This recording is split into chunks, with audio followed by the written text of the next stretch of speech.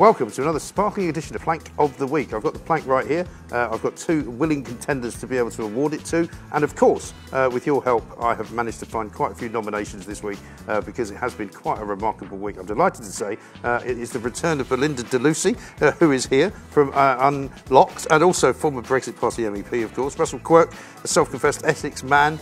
And man of the people. Belinda, let's kick off with you though, because we haven't seen you for a while, so welcome back. It's lovely to be back. Yes, my first plank of the week is Naomi the Crim Campbell.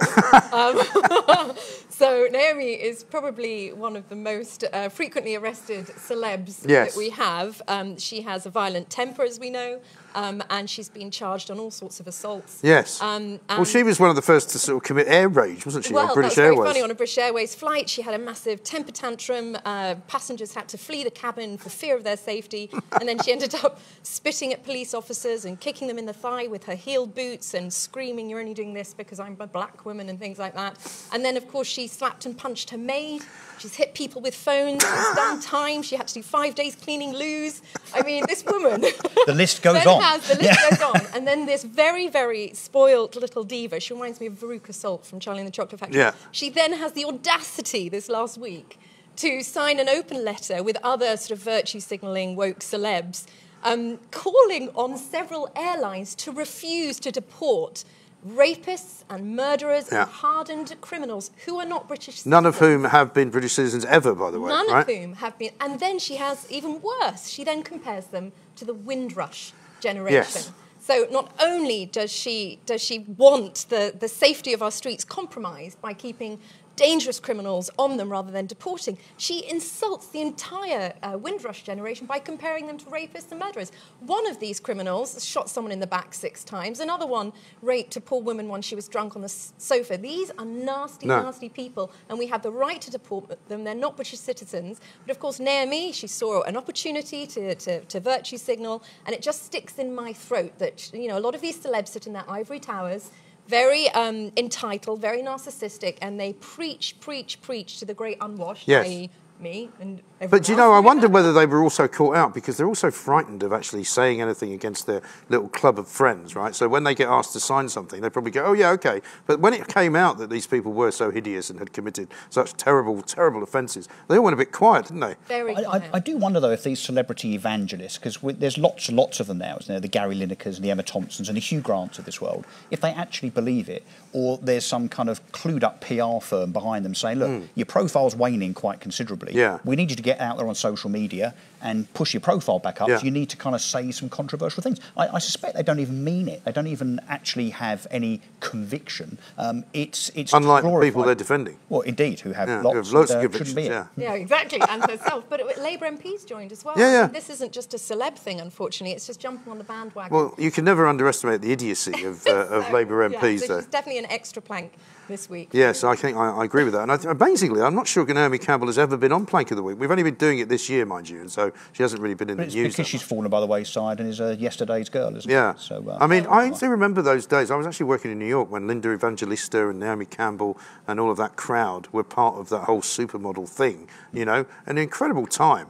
But now you sort of wonder what happens to old supermodels. You know, where do they go? What do they do? Community service. I think exactly. Well, Naomi, of course, thought she was the next Messiah after she met Nelson Mandela. Yes. You know, she did then suddenly change into this sort of saviour of everyone. And I just can't bear this preaching from people who have everything. They're so self-serving. And they almost want to dislike their own countrymen and women. Oh, yeah, they do. They make out that we're nasty, racist people. They're also not very keen, actually, on the people that they should be helping, which are the people they're constantly moaning about not getting any help, i.e. the black community in London, for example. I mean, why don't you go and open up some kind of a charity or do something that will help people rather than just spouting off about, you know, a load of criminals that she wants to keep in the country. Her platform would be far better used to protect and help these communities than defend the very criminals that put these communities at risk. That's celebs. And it's pretty easy, isn't it, when you're wrapped in celebrity cotton wool, for you to kind of preach this kind of ultra libertarianism almost, because you're not going to be affected by the fact that murderer, that rapist,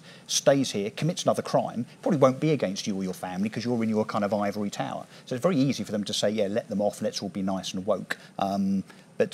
But yeah, look, it's testimony to our woke society, isn't it? Well, it really is. And the Also, platform that these idiots let's have. face it, if it wasn't for these people, we wouldn't have a show. Yeah, So, that's true. So let's have your first one, Russell.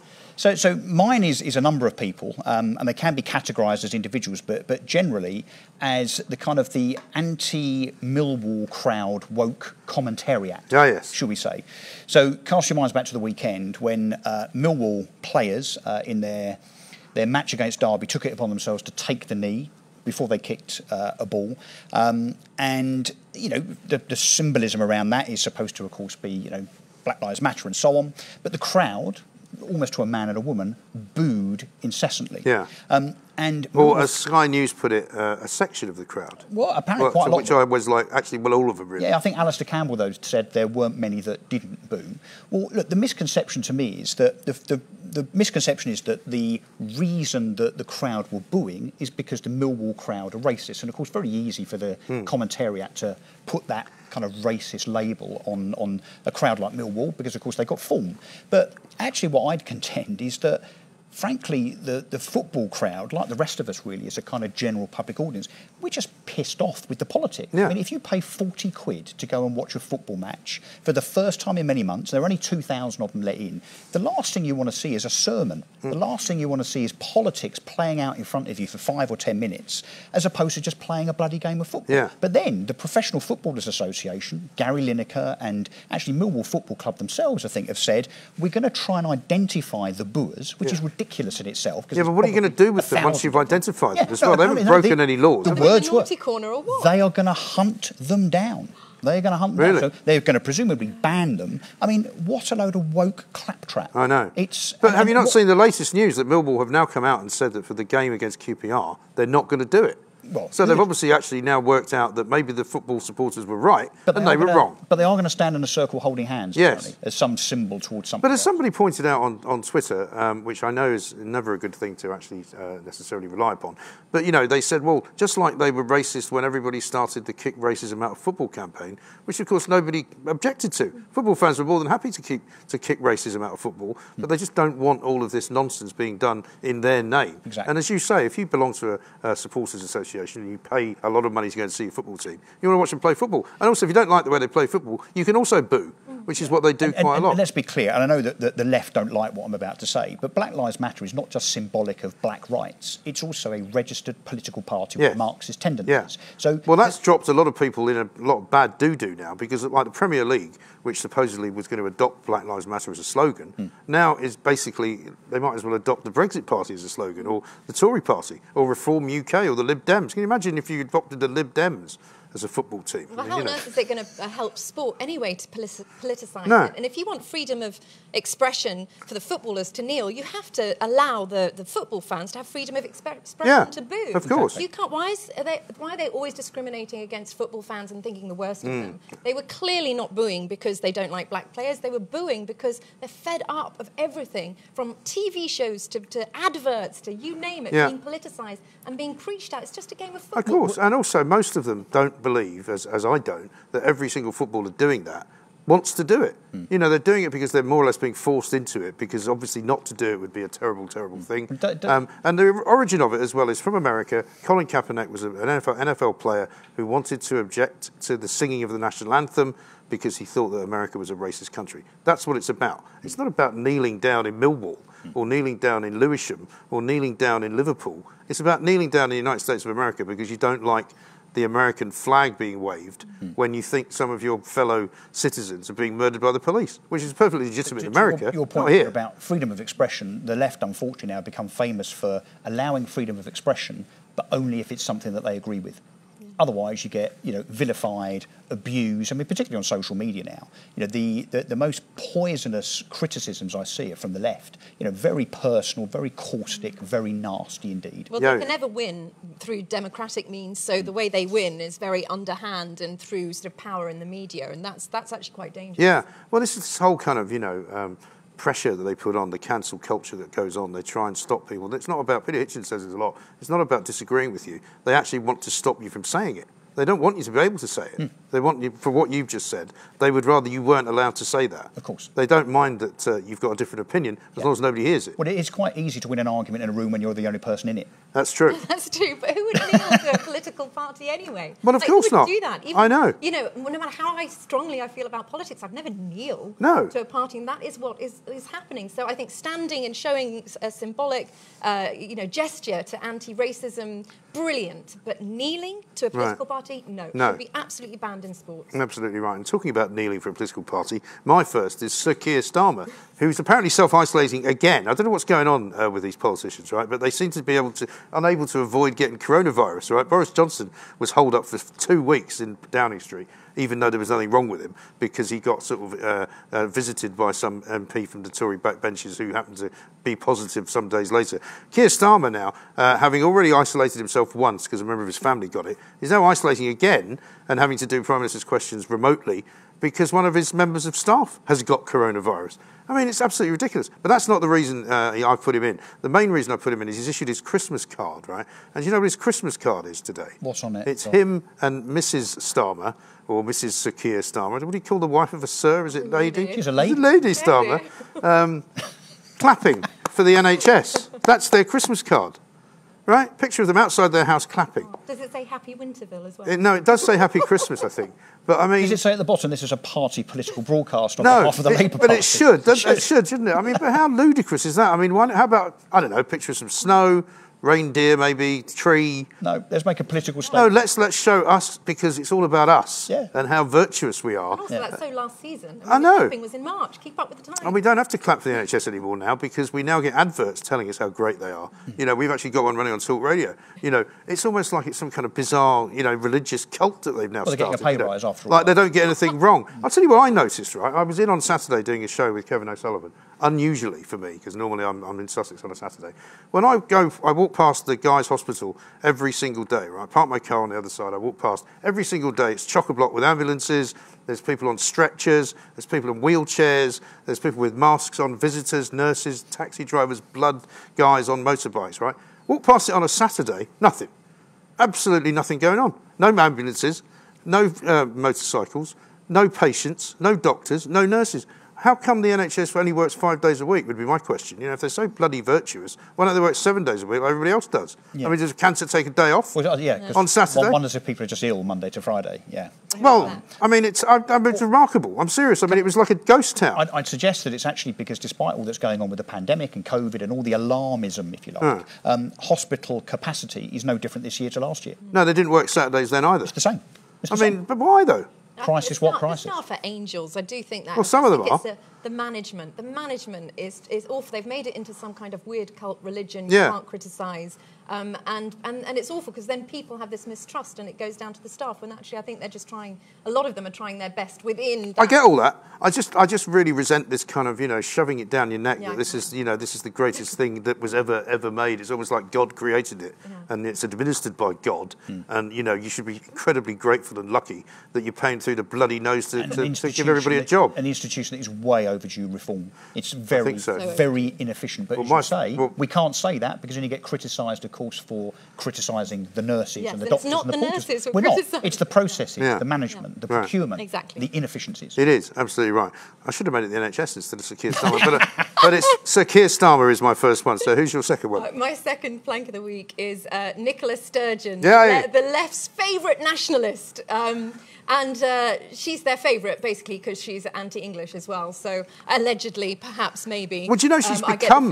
But she's become much more anti-English. I mean, it's only recently. Yeah, because they were the Tartan Tories long ago. Yeah. But I think she's defined the political movement now as being very anti-Westminster to the point that it is anti-English. Yeah. And yet she gets away with everything. I mean, she is a nationalist leader. Yeah. But she's embraced by the left. Anyway, she's my plank of the week because she's had a real swipe at the Royals.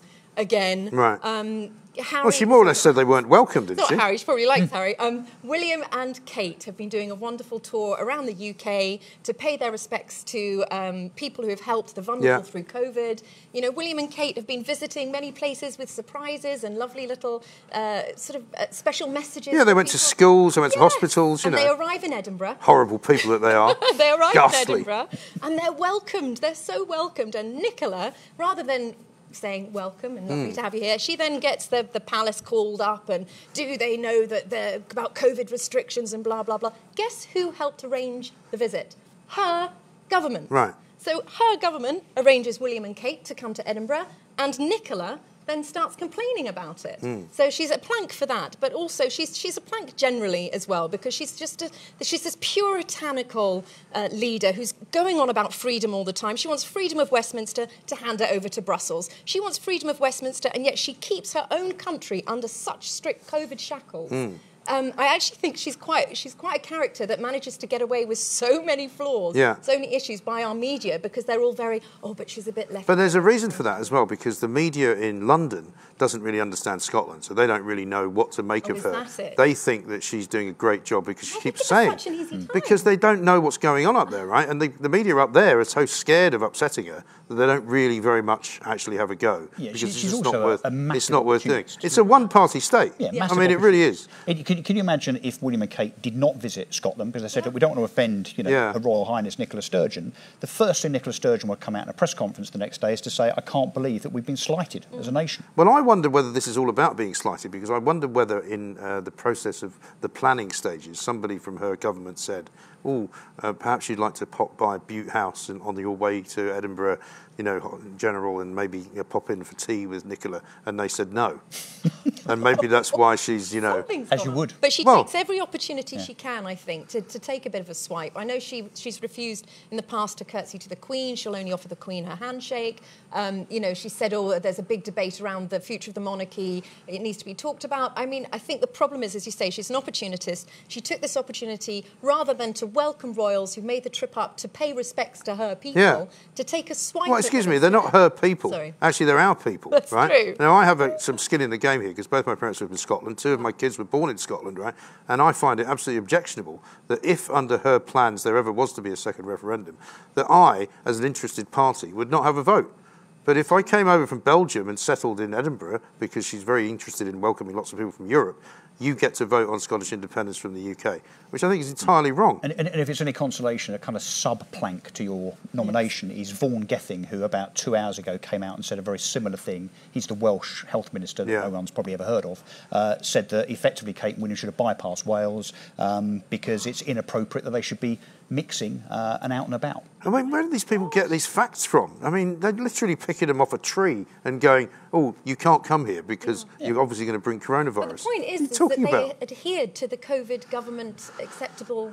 Well, also they're working, which is allowed under the rules of travel in Scotland. It's sniping. But if ever there was a time for the royal family, given what they've been through, thanks to your friends Harry and Meghan over the last year or two, if ever there was a time that was appropriate for the royal family to come out and about and start kind of, pressing the flesh, albeit at a proper social distance, it's now, isn't it? It makes me wonder whether Nicola had a certain phone call from that couple over in LA or wherever they are, because they, as a team, they're pretty disrespectful to the royal family. Terribly disrespectful, which we'll come on to in a minute. I should also give an honourable mention to a guy called David Linden, MP, who's an SNP MP, who apparently used public funds and claimed it on his expenses to send 200 birthday cards to a bunch of people turning 18.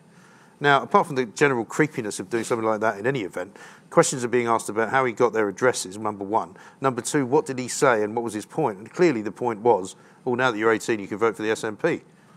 And he's charging us, the Westminster, taxpayers, to pay for it. Yeah, to kind of schmooze potential political. He's had to give support. the money back, funnily enough. But no word from Nicola about that. She hasn't said much about that, or indeed about Ian Blackford and his travails around the country, nor indeed about that woman, SNP Member of Parliament, who's still a Member of Parliament, albeit not as of the SNP, but still attached to the SNP. Hasn't ever said, Margaret Ferrier, I think her name is, hasn't ever said really sorry. continues to act as if nothing bad happened. Extraordinary. They get away with everything. They do. Second choice for you? So my second nomination is one of your peers in the media, I'm afraid, Kay Burley. Ah, yes. But the reason I nominate her is not so much that she broke the rules, and she did go out with, a party of friends, including Beth Rigby, two other presenters and others, apparently across 2 tables, which breaks the law, apparently going into a restaurant to use the loo, which breaks the law, then back to her own house. Well, there's 2 different versions of events, isn't there? Allegedly. There's her version of events, and there's Guido Fawkes' version of events. Yeah. But the issue remains, apart from the fact that she broke the rules, of course, that she's kind of up there as on a pedestal. She's spent the last 9 months, 10 months, chastising anybody and everybody that has crossed her desk that has broken the rules, namely people like Dominic Cummings, famously, who she's hounded via other, via ministers that come onto her Sky News programme.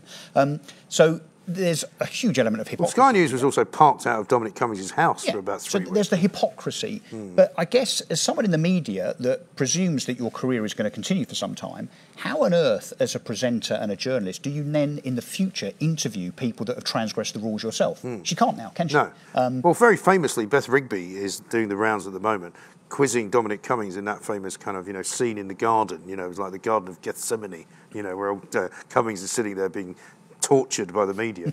And she says, how can you countenance not resigning? Not resigning.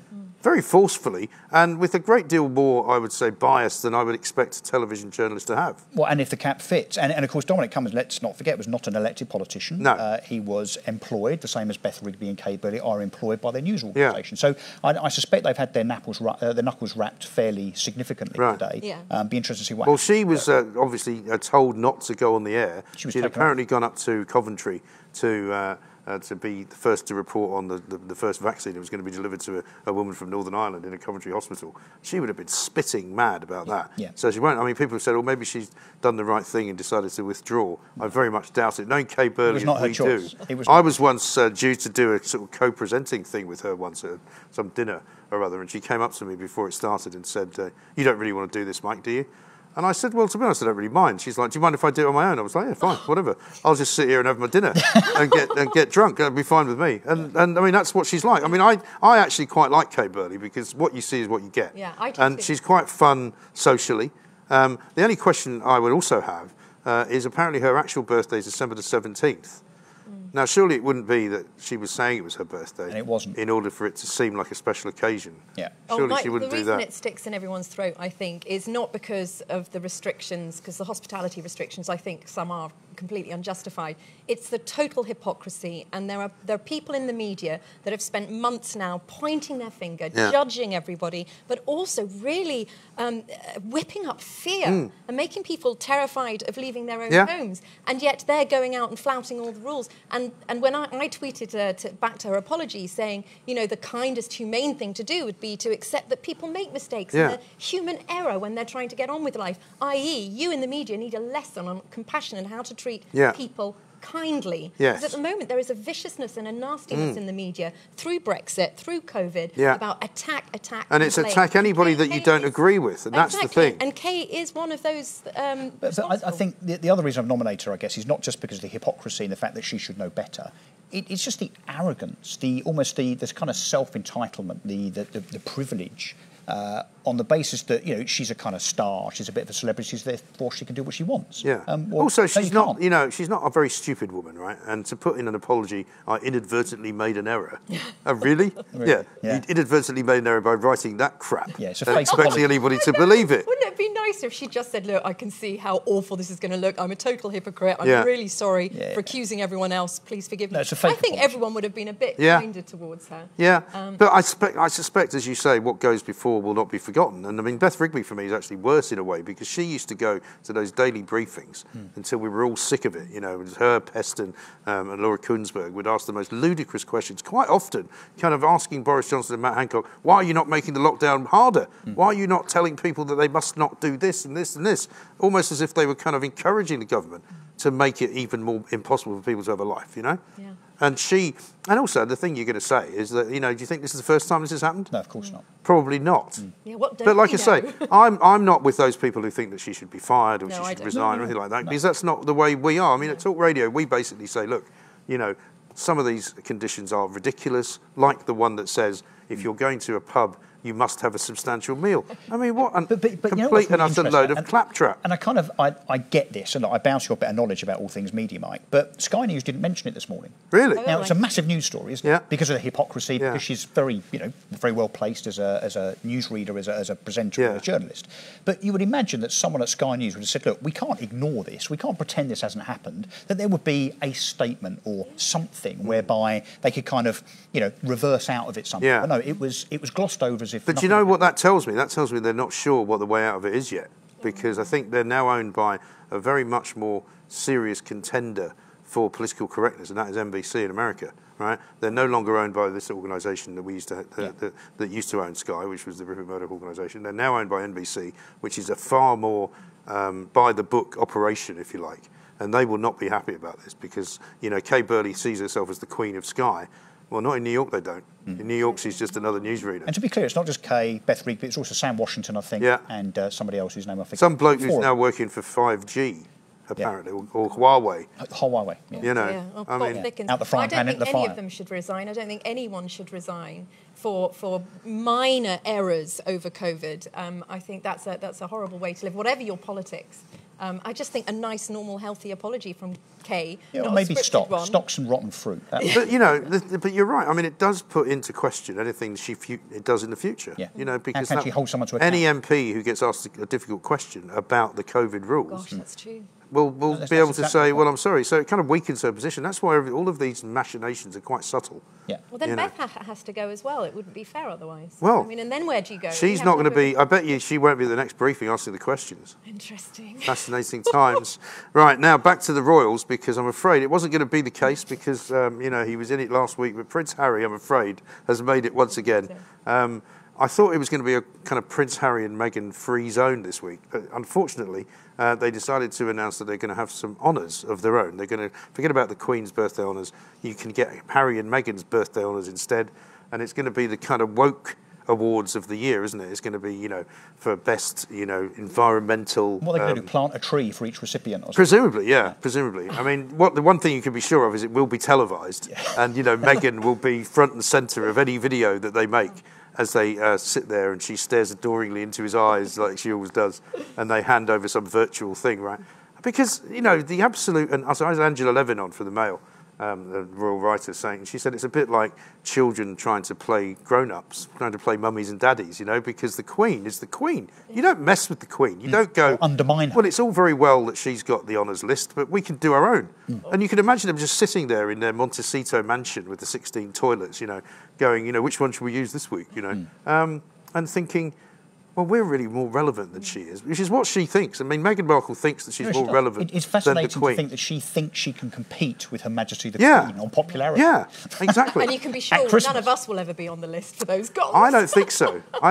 In fact, I'm expecting a letter from my learned friends soon because, why am I not being sued by Prince Harry? And that's the other reason. Do you feel left out, Mike? Because not only has he already now got one lawsuit going against the Mail on Sunday, he's got another one going, which was started this week, because apparently he's upset that they wrote a story in October suggesting that he had cut all ties with the military and the Marines, for which he used to be, the sort of the mascot or the commander-in-chief, I can't remember which.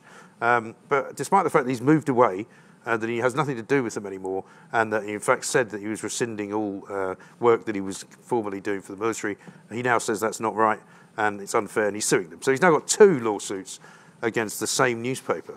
What does he do with his time? I mean, it's just ridiculous. Oh, I can't imagine. For him, though. Don't you a bit? Not Mike? anymore. I mean, I'll never forget him and William walking behind. I know. In his coffin and everything. So I don't. I kind of expect him to be a bit damaged and a bit keen to be with a dominant woman. Because he misses out on that female role of motherhood. And so I get all that. What I can't bear is that I want privacy to make sure I'm in the media all the time on my terms. Line. Right. And the other thing I can't bear is the disrespect to the Queen. Go off and have your life. We all wish you well. Well, I mean, I said to Angela this week, why could they not have come home for Christmas? Why could they not have come to see the Queen? Prince Philip is not going to be around for a lot longer. Yeah. The Queen may not be around for a lot longer. I mean, they haven't seen their little great-grandson, have they, for long enough? I mean, surely... The sad thing is the way that it appears Meghan manipulates him. Yeah. And I think... Do we all know how this plays out in the next year, 2, 3, 4 years? Harry comes back on his own, tail between his legs, having split up from Meghan. Yeah. and hopefully, come back, all is forgiven and so on, and he'll be invited back into the royal family fold.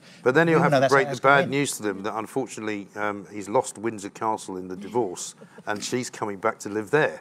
I mean, that would be a big comic. She'll want the crown jewels, Meghan. She'll think she's entitled to. She might. I mean, but you can imagine the lawsuit, can't you? Can you imagine her getting divorced? And she would come after everything. Yeah. She would literally try and strip the royal family bare. There's at least 3 books in it. And become the Queen of California. The divorce. I mean, there's whole chapters. Well, I think she's probably going to go for trying to be a governor of California or something. I think she's going to step up the line of politics. Well, I mean, I was joking the other day Harris. that if she was manipulative enough, she might just make her way into the court of St. James and end up being the American ambassador to Britain. Can you imagine? Oh, I'm not coming sure back, living in Regent's Park.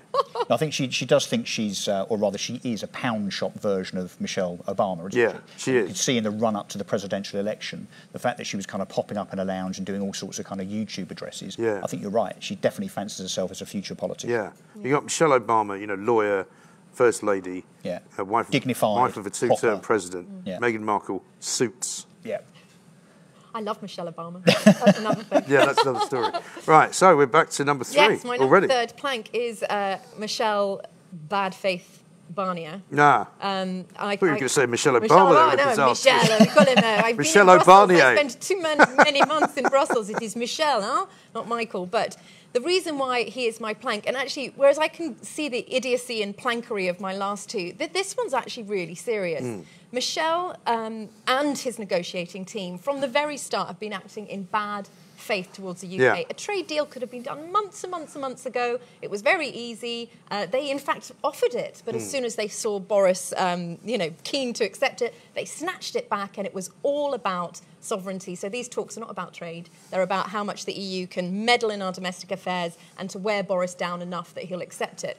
And the thing that really gets me about Michelle, he said today when he was interviewed, how the talk's going, he said, it is a school of patience, no, a university of patience. And I thought, hang on a minute, one of the biggest EU tactics, this whole thing has been to draw out this whole process to make it as painful and as long-winded as possible. It is literally the essence of their tactic, their negotiating and even tactic, today, to make it long and painful. Yeah.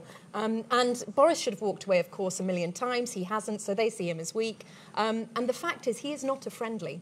He's not just a plank. He is not a friendly, and he is not representative of the European people, most of whom we just want a blooming trade deal. Yeah. Most of the EU nations don't actually care about fish. It's only a couple that are barking on about it. They just want to get on with it. Profit drives trade, not politics, but you've got Michelle meddling. They cannot let us go. It's like this emotional, we cannot let you free because you belong to us and we must remain a colony. And funnily enough, for the amount of kind of emotion that appears to have been invested in the whole relationship, it's a pretty short relationship. I mean, people have been married for longer. It's not. The Scots talk about, it's only 300 years that we've had union. And you go, well, it's quite a long time. Yeah. But I mean, compared to the EU, the EU's nothing, is it? In fact, it's really only since 1992 is the start of the EU, which no one, by the way, had a vote of joining. No. But he's just so charming and charismatic. Everyone thinks, Barnier. You get all the Remainers, almost throwing their knickers at him because he's some kind of rock star of charm and romantic Frenchman. But we should be clear. He's not. He's calculated. We should be clear what he did, apparently influenced by President Macron this week, which is to say, look, we want to completely move the goalposts in that we want Britain to sign up to the fact that they will adhere to all future EU rulemaking. Well, that's why we left in the bloody first place. Yeah, right. So why on earth would we sign up to that? So forget the fish argument for a second and the fact they're our fish, they're not everybody else's fish, another reason why we're leaving. But the other apparently question, they belong to the sea, don't they? Well, apparently so. Well, depending where they are. But the other thing I want to know, where's the CEO of Audi, Volkswagen, BMW? Yeah. Because apparently 20 to 25% of all BMW, Audi, Volkswagen, Porsche exports come here to the UK. So if there's no deal and we end up on WHO terms and there are tariffs, all of those things become more expensive, which means, therefore, to your point, they get less competitive. So at a time when the pandemic's dictating that economically things are pretty, torturous at the moment, this could be devastating for those car manufacturers and food manufacturers and clothes manufacturers on the basis that, 300 billion quid's worth of exports come to the UK from Europe? I mean, they're playing pretty fast and loose, the EU negotiating team, I think, with their own economies. Yes. But where are these CEOs of these German car companies saying, hang on a sec, you can't take this to the wire and end up with no deal because it will kill us. And Michel Barnier is in fact breaching the withdrawal agreement. Article 184 says that the negotiations have to take place with good faith, best endeavours. Right. So why aren't Sky and BBC ever hauling him and his team up? No, because they always describe it as Britain not knowing what it wants, don't they? That's how they always. And I they was always very clear. categorise. Here's a free trade deal. If you want it, take it. If not, tell us. We've Yeah. said that. So So our tactics originally, up to a few weeks ago, were, look, we'll come over and we'll have a chat, as David Foster's done a number of times, and if you don't like it, yes, we'll walk away. All of a sudden, though, today, of course, Boris Johnson jumped on a plane and he's, effectively acquiesced. He's over there kind of Gone with the singing to begging their bowl. tune. Now, I see both sides of that. On the one hand, I think that shows a bit of weakness. I'm quite disappointed that he's done that. I guess at least Boris can turn around at the end of this week and say, hey, I tried, it wasn't me. I think that's the point, isn't it? That's part of his kind of COVID policy now as well. That they have to keep trying everything. Or to flip-flop. rather than actually be accused of possibly not doing something that you didn't need to do. You better just do it anyway, because that way people can't say you didn't do it. And it's kind of a mad way to run a government, isn't it? And I just don't like anyone who wants to punish a friendly neighbour just with a political agenda to try and stop others from leaving the union. Well, and to Michel insist. is leading it. He really needs to be taken. But has he not been sort of taken back a step by old Ursula von der Leyen, as I call her? They're fighting. The infighting is Really? hysterical. You've got Macron, screaming, "I will never give up my The little French bloke in the corner. But the You've got Ursula having her knuckles wrapped by Barnier for doing It's obvious to something me the thing that the EU are really scared about is our competitiveness. That's what this is all about. Yeah. They want to load the deck to make sure that we are naturally more competitive when it comes to selling our goods and our services to the rest of the world. And that's what this whole level playing field how dare obstruction they? is all I about. mean, who are exactly they? how dare they? That's why we We've voted to leave. So, on your bike. But also, apart from the mad Remainers that, as you say, were throwing the knickers at Barnier all the time and telling everybody how great Europe is, I love Europe. Europe's a great place. But, there are no countries in Europe which work better than Britain does, regardless of what they say. You ever been to Belgium? Ever been to Italy? Yep. Beautiful, wonderful, great places. But, you don't get a sense that anyone's running it. Oh, You don't get a sense beautiful. that there's anything other than just complete anarchy. And my French Eurosceptic friends down with Frexit, they say actually Michel Barnier is not considered a Frenchman at all. Right. He is 100% European, and this is the problem with Brussels. They sign off any allegiance to their own country, and they become obsessed with this sort of With the project. Yeah. And it makes them quite dangerous. Yeah. And that's why I think all this. Well, because they don't believe in individual kind of freedom. They don't believe No. in individual patriotism. No. I was listening to an interview with some woman called Heidi, who's some kind of Green Party person from Germany, who's now I think, Vice President of the EU or something. I'd never heard of her before, but she was going on about how, it's all about large groups now. It's nothing to do with small countries. Nothing to do with you having British roles on the world stage. Why would you want that? It's all about having big, massive, groups of countries together. Empire building. I know. But apparently we shouldn't what have done happens to that. empires? But how come everybody now wants them to do it? Who hates the Europe fact is that a we lovely do it? place. We just don't want to be told what to do by them. That's It's as all. simple as that. And many Europeans don't either. We're not alone. No, Europe is one of the most anarchistic places on earth. Hardly anybody does what they're told. They hardly ever pay any taxes they're supposed to pay. If they get told they can't do something on a Sunday, they do it anyway. We're about the only people in the EU who actually do what we're told. And many of them are relying on Brexit to work because we're a beacon of light to them. They have their own democratic movements trying to push the EU sort of state back. And they're like, please make Brexit work, because if it doesn't, if they make sure it fails, we're all doomed. All our movements are doomed, and we're done for. Exactly right. So, yeah, Well, that's a very good one this week. I think. So, Russell, your third? Yeah, so my third is a kind of recurring name, I think. It's the BBC, but underneath that, in particular, the Vicar of Dibley. Yeah. The BBC, in their wisdom, have allowed the Vicar of Dibley to shoot a whole bunch of mini sketches for Christmas, apparently, including one that particularly pays tribute and takes the knee, I might add, to Black Lives Matter. Now, It's a bit of a recurring theme. On Christmas Day, I can just about tolerate Dawn French on Christmas Day, particularly if it's only a 10-minute sketch, frankly. But I do not want me, my family, my kids, or whoever's allowed to sit around my Christmas table this year to have to sit there ingesting yet another party political broadcast on behalf of Black Lives Matter, Extinction Rebellion, and so on. Now, we all pay a licence fee, although I'm very seriously considering not paying my licence fee going forward, seriously. But to be preached to... If you did that, would that mean you wouldn't watch anything at all on television? Well, You wouldn't watch the iPlayer either? No, I mean, I hardly do, frankly, which I think is testimony to the fact that it's an unaccountable organisation that just produces crap. Yeah, but they'll say you can't watch anything else, right? They'll say you can't watch ITV either, won't they? No, but Netflix is brilliant. Yeah. It's just, Amazon Prime, and so I think I'd get by, frankly. And I object being taxed to watch the telly. But not just that, I object to being taxed to watch stuff that nobody really has a stake in. There's no accountability. There's no one taking the fall. I mean, have you seen the Christmas schedule this year? Yeah, it's awful. Absolutely appalling. It's so bad, it's got Mrs. Brown's bloody boys on it yet again. Oh, no. Well, it's How all the bad's same. that? It's the same every year, isn't it? Yeah. And the Vicar of Dibley is about 20 years old now, isn't it? Yeah. Oh, I love the Vicar of Dibley. Dawn French is one of my favourite. But we won't like it this year. But do you know what happened? What happened to? Was it Britain's Got Talent where Alicia Dixon wore the BLM necklace and was there was a diversity dance. A diversity dance. Look what happened. The ratings went. Yeah. So I don't know what the Vicar of Dibley is doing because it's clearly on a suicide mission if it wants to start getting political. But this is the problem. Of course, if it was ITV and their advertisers said, well, don't do that again, we don't want to be part of that, well, the BBC don't have to worry about it again. They're not accountable, so they can just do what they want. Yeah. Well, do you remember ITV took an advert out in all the national newspapers to say that they were very happy with what they'd done and would continue to do the right thing? They didn't put them in a week after when they realised they'd lost half their audience. Yes, exactly. That was the end of that campaign. I mean, the woke eat the woke. There are repercussions for bringing politics into And again, things, so. it's nothing to do with people being racist. It's everything to do with the fact that people on a Saturday night want to sit down and have a bit of a laugh with their kids and watch something that's entertaining. Yeah, they so don't wish to be told. I want to choose when I ingest political opinion. So if I want political opinion, I tune it to talk radio. There you go. Genuinely so. But when I'm watching The Vicar of Dibley or Peppa Pig with my kids or whatever, I don't want political statements. You don't really want Peppa Pig taking the knee. You don't tell me that's That'll be next. And the Teletubbies, that's next. Yeah? Teletubbies, yes. Or can you imagine? I mean, we could go. What's Tinky Winky doing? Taking the knee. There's probably an underlying political message there somewhere. Taking the knee.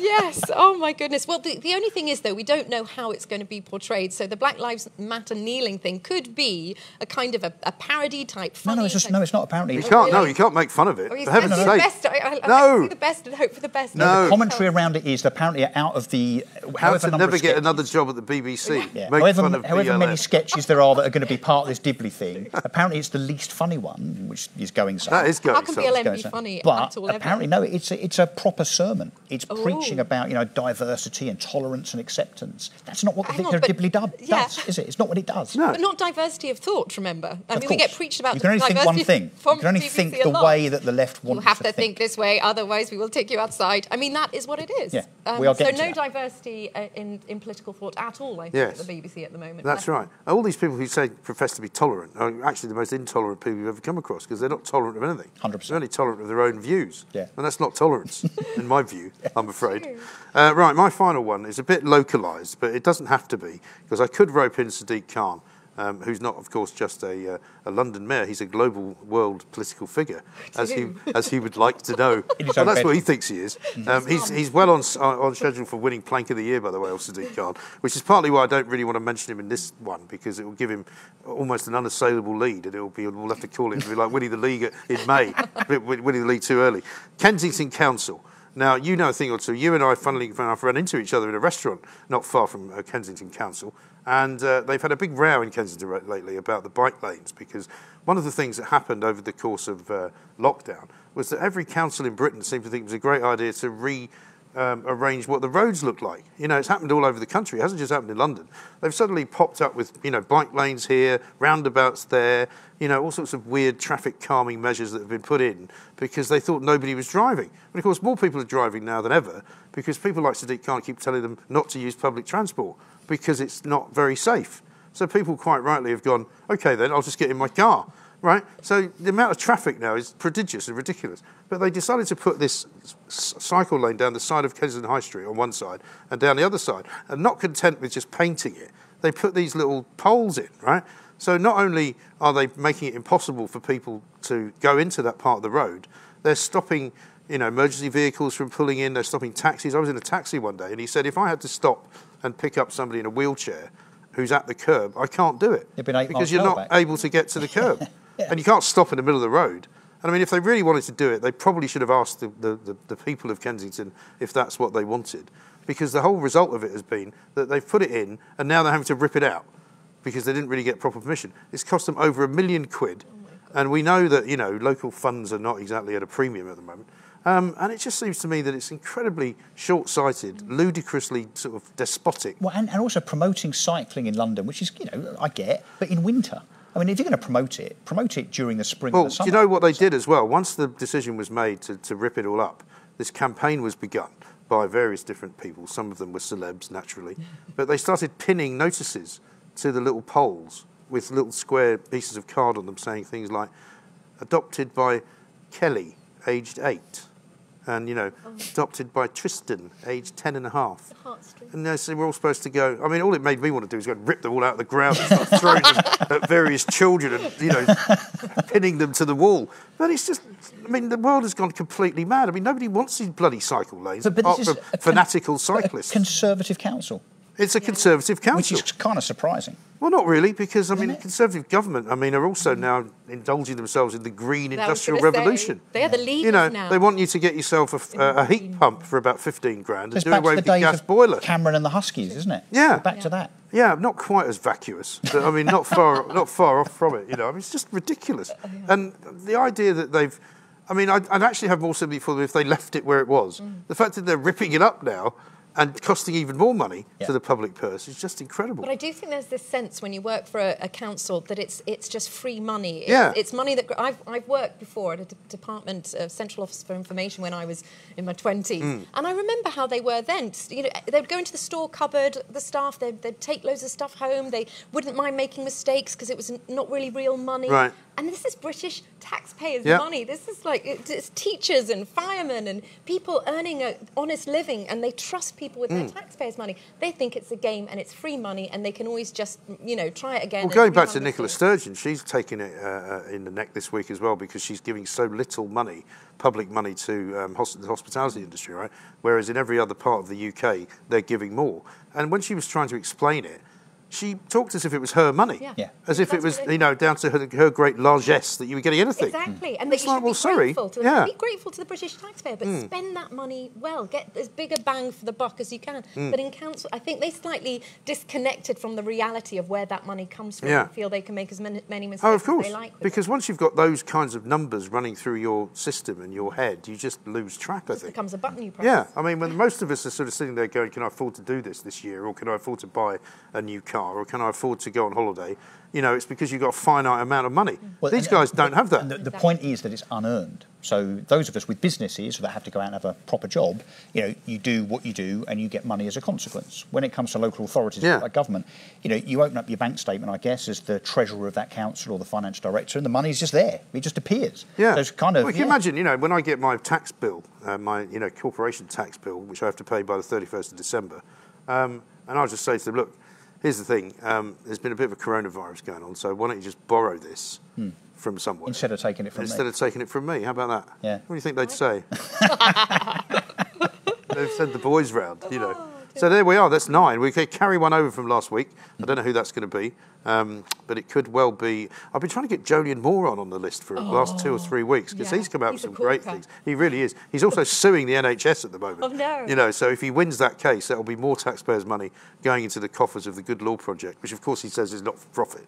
So, you know. And of course, it's Christmas soon. Wasn't it last Christmas that he clubbed that fox to death? That's right. So hopefully we'll do it again. Look out. I've seen a lot of foxes actually lately, so maybe they're getting ready for. Well, he doesn't just bat the foxes; he bats for Brussels big time. There's He does. This like clique of lawyers that are just they worship at the altar of the EU. I know. like They've all I've blocked never me. seen. Have they? Funnily enough, you know. Because the money trickles out of it into their pockets. Yeah, it's all free money. Exactly. Absolutely. So now we have to whittle it down from 9 to 3, right? So why don't you choose your favourite one of Russell's, and we'll go in that general direction. So Russell's yours. Millwall Crowd, Kay Burley and team, and Vicar of Dibley. It was Millwall, the football guys. Okay. For kneeling. So it's the Football League, isn't it? Football League, not It's, Millwall, well, yeah. it's the anti-Millwall crowd commentariat, I think I termed it as, and the Professional Football Association. Kneeling at sports. Who have said that we're going to go for those individual crowd members. Yeah. We're going to hunt them down. That's a big plank for me. But we have to be specific though about who it is. Is it the Professional Football Association? Yeah, the PFA. So the We'll put them PFA, down. not So the Millwall. PFA. All right. So my 3,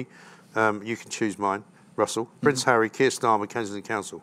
Kensington Council. Kensington Council, you see, Morons. he hates local councils. He once, did you not put Essex Council in it once? Yeah, I did. Yeah. I mean, it's very, very. Well, I was a councillor for 8 years, you see. So, like you, I've seen the You've inner got the workings, inside. Yeah. and I need to get them back. inside somehow. Exactly. When you've worked in that environment, you know they don't give a flying flamingo about your money. There you go. Thank God for that. Now, your three? Yeah, so my three, it was Naomi Campbell, Yeah. And then we had Michelle Barnier. Michelle Barnier, and oh my gosh, my mind's gone blank. It's Nicola Sturgeon, wasn't it? Nicola, left's favourite nationalist. I think it might have to be Nicola Sturgeon, you know. I think Nicola Sturgeon #1 for me. Yeah. So that means we're Nicola Sturgeon, Kensington Council, and Professional Footballers Association. Nice. So this is where we decide together, by whichever means you like, democratic or not. Rock, paper, scissors. We could be here all day. I mean, I suppose Nicola Sturgeon has never won Plank of the Week, I don't Well, think. and she's got so much form. She's been in it Yeah. quite a few in the times. past. She's never won it. She's never won it, so she does definitely I deserve. think taking on the Queen might be, or, you know, the royal family. Taking on the Queen, and she gets away with everything in the press, in the English press. They never call her out. I think it is time. Maybe Yeah. she wears the plank crown. Okay, I think so, because it's nearly, I'd agree you with know, that. it's nearly Christmas, it's nearly Hogmanay. She's cancelled that as well, by the way. Yeah. So you can't be having that. So Nicola Sturgeon, Puritanical. who would you go for second? Professional Footballers Association, I suppose. Because I Probably up think, there. what's going to happen is now that Millwall have said they're now not going to do the knee, that's going to spread, isn't it? Yeah. And they're probably going to Good have to. for Millwall. They're probably going to have to reverse it. And then Kensington Council #3. Yeah. Done. So That's there good. we are. Nicola Sturgeon, finally, well done, Queen of Scotland, now Plank of the Week. Fantastic work. Belinda, thank you very much indeed. Pleasure. Russell, we'll see you for Plank of the Year. Looking forward to it. Unfortunately, Belinda's not going to be around for that, but we'll see you soon. Join us next week for more plankery.